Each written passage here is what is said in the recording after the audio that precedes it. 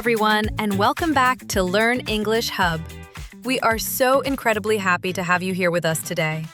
I am Emma, and as always, I am joined by my wonderful friend and co-host, Daniel. Hello, friends. It is so wonderful to sit down and talk with all of you again. We really love making these podcasts for you, and we hope you are having a beautiful day wherever you are in the world. Yes, we truly do love it. Learning English is a long and beautiful journey, and we want to help you every single step of the way. You are doing a fantastic job just by being here and listening to us today. That is absolutely true, Emma. Every time you listen to English, your brain is learning, adapting, and growing. Listening to natural conversations is one of the best ways to improve your vocabulary and your understanding. Exactly. And we want this podcast to feel like you are just sitting in a cozy coffee shop with two good friends. So, grab a cup of tea or coffee, relax your shoulders, and let us learn some English together. I have my coffee right here with me. Today, we have a very special, very important topic planned for you. We are going to talk about 3 tiny words that cause a lot of confusion for many English learners. Oh, yes. We are going to talk about the words say, tell, and speak. These 3 words are incredibly common, but they can be quite tricky because they have very similar meanings. They really are famous for being confusing. Almost every student I have ever taught has asked me about the difference between these 3 verbs. They all involve using your voice, but they follow different rules. That is exactly right. In many other languages around the world, there is only one word for all of these actions. But in English, we use different words depending on the specific situation and who we are talking to. Do not worry at all, though. We promise to make it very simple and easy for you to understand today. We will give you many clear examples so you can hear exactly how native speakers use these words in daily life. Yes, we will take it step by step. We want you to feel confident when you use these words. Let us start with the word speak, because it is a very powerful word. That is a perfect place to start. The word speak is generally used when we talk about languages. Whenever you mention a specific language, you should always use the verb speak. For example, you can proudly say, I speak English. You are learning, you are practicing, and you are speaking English right now by being part of this community. And I could say, I speak Spanish, and I also speak a little bit of French. Even if you only know a few words, you still use the verb speak to talk about that language. That is very true. You should never say, I talk English, or I say English, or I tell English. It is always, always speak. My brother speaks Japanese very well is another good example. Another important time we use the word speak is when a conversation is serious, formal, or important. It is not just casual chatting with a friend. It has a specific purpose. Yes, speaking feels much more formal than simply talking. For example, if you have a serious problem at your job, you might say, I need to speak to my boss about this issue. That is a perfect example, Emma. Or, imagine you go into a large store and you need help with a broken product. You might go to the front desk and ask, Excuse me, can I speak to the manager, please? Exactly. We also use speak a lot when we are on the telephone. Telephone English has its own special phrases, and speak is a very common one. Yes, telephone calls are a great place to practice this. If someone calls my house and asks for Emma, I would answer them politely. I would say, She is not here right now. Who is speaking, please? It sounds very polite and very professional. It is always good to use speak in these polite situations. Let us also talk about the past tense of the verb speak, because it is irregular. The past tense of speak is spoke. Because it is an irregular verb, it does not end with the letters ed like regular verbs do. You change the spelling in the middle to make the word spoke. Yes, that is correct. Let us give our friends some examples of spoke in a sentence. Yesterday, I spoke to my mother on the phone for 2 hours. Or you could say, the kind teacher spoke very slowly to the new students so they could understand. Spoke is a very useful word to know for telling stories about the past. Let us talk about one more common situation for speak. We use it when one person is talking to a large group of people. We call this public speaking. Oh, that is a great point. If you give a presentation at work, you are speaking to the group. You might say, I have to speak at a big conference next week, and I am a little nervous. Everyone gets nervous before they speak in public. But notice how we use the word speak there. We do not say, I have to say at a conference. We use speak because it is a formal presentation. So, to quickly review what we have learned so far, we use speak for languages, like I speak English. And we use it for serious, formal conversations or talking to a group. You are all doing so wonderfully. Now, let us move on to our next word, which is say. This is perhaps the most common verb of communication in the entire English language. It really is everywhere. We use the word say when we want to express a thought, a feeling, or an opinion. Most importantly, we use it when we are focusing on the exact words that come out of someone's mouth. That is the key difference right there. With say, we care about the words themselves. We do not usually focus on the person who is listening to those words. Exactly. For example, if we want to report a greeting, we can simply say, she said hello. The focus is completely on the word hello. We do not need to know who she was looking at. Another example is reporting a fact. You could say, my doctor says I need to drink more water every day. We are focusing on the advice the doctor gave. That is very healthy advice, too. The past tense of say is said. This is also an irregular verb, so you have to memorize it. Yes, it is spelled S-A-I-D, but it is pronounced exactly like the color red. Said. For example, he said that he was very tired after a long day of work. Notice how Emma constructed that sentence. He said that he was tired. She did not put a person's name immediately after the word said. That is such an important detail to point out, Daniel. Let us look at a very common mistake that English learners make with the word say.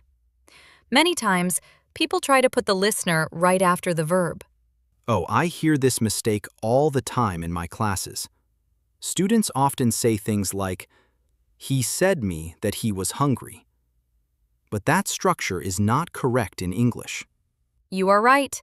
We cannot say said me, said him, or said her. It breaks the rules of English grammar. If you really, truly want to mention the person who is listening, you must use the tiny word to. That is right. You have to add to before the person. You would have to say, he said to me that he was hungry. Or, she said to her friend that the movie was good. But honestly, between you and me, native speakers do not usually say said to me very often in normal conversation. It sounds a little bit unnatural or too heavy for casual talking. That is true. It is grammatically correct, but it is not the most natural choice. Usually, if we want to include the listener, we just choose a completely different verb. And that brings us perfectly and smoothly to our third word for today. When we want to clearly mention the person who is listening, we use the lovely word tell. Yes, the word tell is wonderful because it is all about passing information from one person to another person. With tell, we almost always need to include the listener right after the verb. This means you always follow tell with a person or a pronoun. You use phrases like tell me, tell you, tell him, tell her, tell us, or tell them. For example, please tell me your name. Or you might say, I will tell you a secret if you promise not to share it. In these sentences, you can clearly see the information moving directly from me to you. We are sharing facts, giving instructions, or sharing experiences. Oh, and I just remembered something important. Tell is also used for stories. In fact, tell a story is a fixed phrase in the English language. That is a fantastic point, Emma. English has a few of these special combinations, or collocations, with the word tell. We never say a story or speak a story. We always tell a story. Yes, my grandfather told me a wonderful story about his childhood. Another very similar phrase is tell a joke. If you want to make someone laugh, you tell a joke. My best friend told me a very funny joke yesterday at lunch. By the way, the past tense of tell is told. This is our third irregular verb for today. We have speak and spoke. We have say and said. And now we have tell and told. You are doing wonderfully by practicing these with us. Keep listening closely. Let us give some more examples with the past tense told. Imagine you are giving instructions or orders to someone. You might say, the teacher told the students to open their textbooks to page 10. Or, my mother told me to clean my bedroom before I go outside. I definitely heard that sentence many, many times when I was a young child. I think children all over the world hear that sentence every day. But please notice how Emma built that sentence. My mother told me. She included the listener, which is me.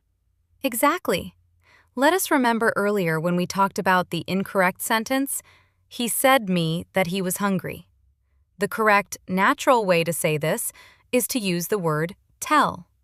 Yes, the perfect way to say it is, he told me that he was hungry. It is smooth, it is natural, and it is perfectly correct English. He told me. This is exactly how native speakers talk every day. Let us practice comparing say and tell, because this is usually the biggest challenge for beginners. We will do a little exercise together. This is a very helpful exercise. Do not worry, you do not need to speak out loud. Just listen and think along with us. Let us imagine a man named John. John is talking. John says, I am going to the beautiful park. If we want to report this information using the word say, we do not include the listener. We simply report the words themselves. We say, John said he is going to the park. Perfect. That is very clear. Now, let us change the situation. Let us imagine John is talking directly to his good friend Mary. How do we report this exact same information using the word tell, Emma? Because we know who is listening, we must include Mary. So we change the sentence to, John told Mary that he is going to the park. The information went directly from John to Mary. Let us do another example so our friends can really feel the difference. Imagine a woman named Sarah. Sarah eats a cake and says, "This food is absolutely delicious." Using say, we can report, Sarah said the food is delicious. But if Sarah is looking right at us and talking to us, we should use the word tell. We would say, Sarah told us the food is delicious. It becomes quite simple once you practice it a few times in your head. You are all doing incredibly well just by following along with these examples. Just listening to these different sentences will slowly train your ear.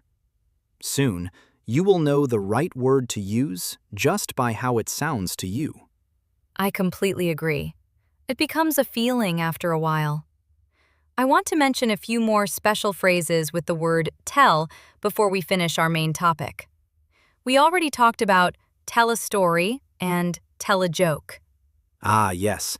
There are two more very important ones. We also use the word tell when we talk about the truth and when we talk about lies.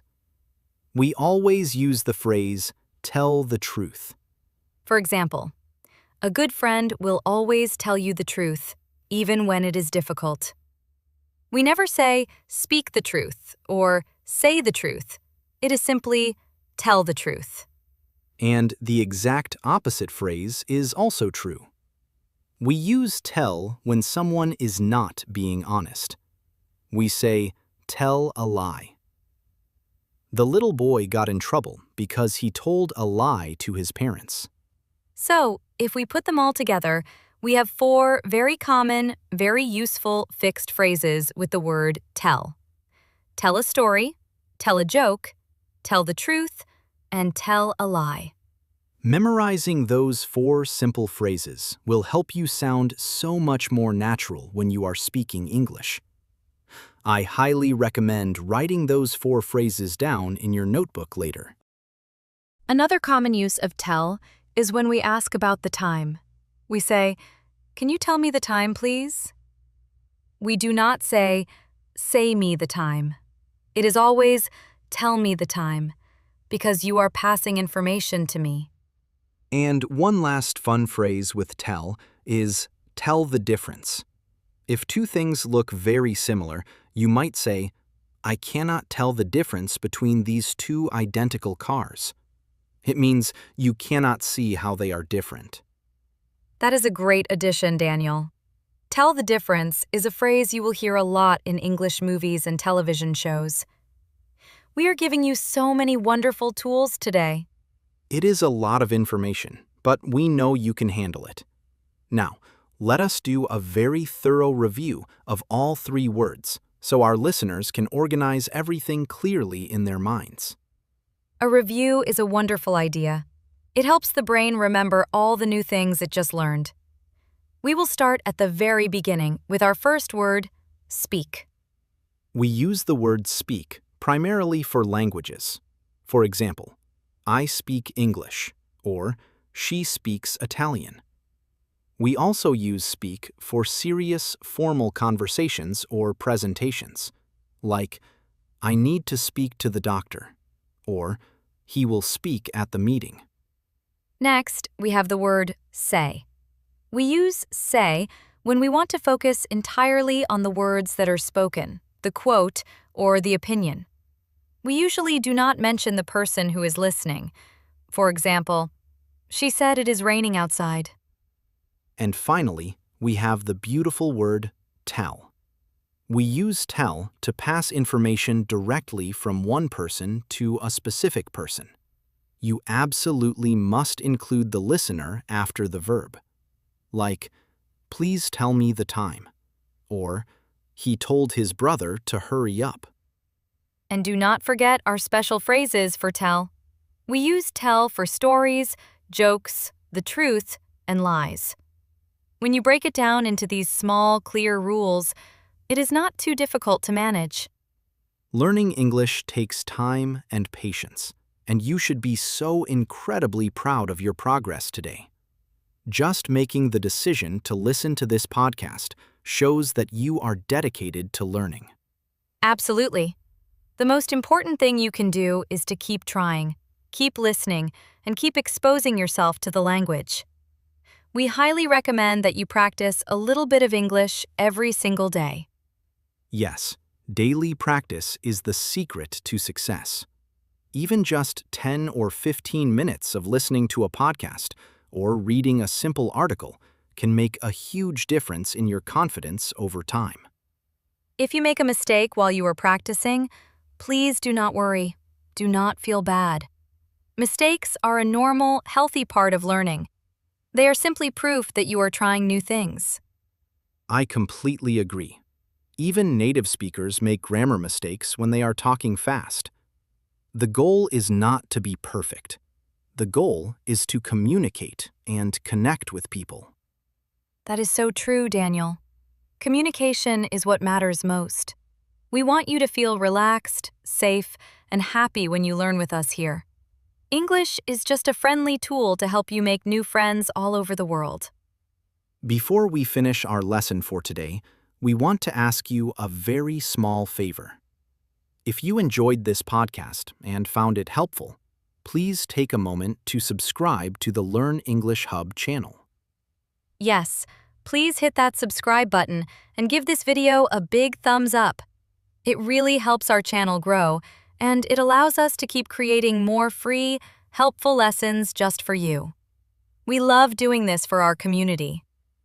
We also would love to hear from you in the comments section below. Try writing one simple sentence using say, tell, or speak. You can tell us a fact or report what someone said to you. We absolutely love reading your comments. It is so wonderful to see you practicing exactly what you just learned. It makes us smile to see your progress from week to week. Thank you so much for choosing to spend your valuable time with us today.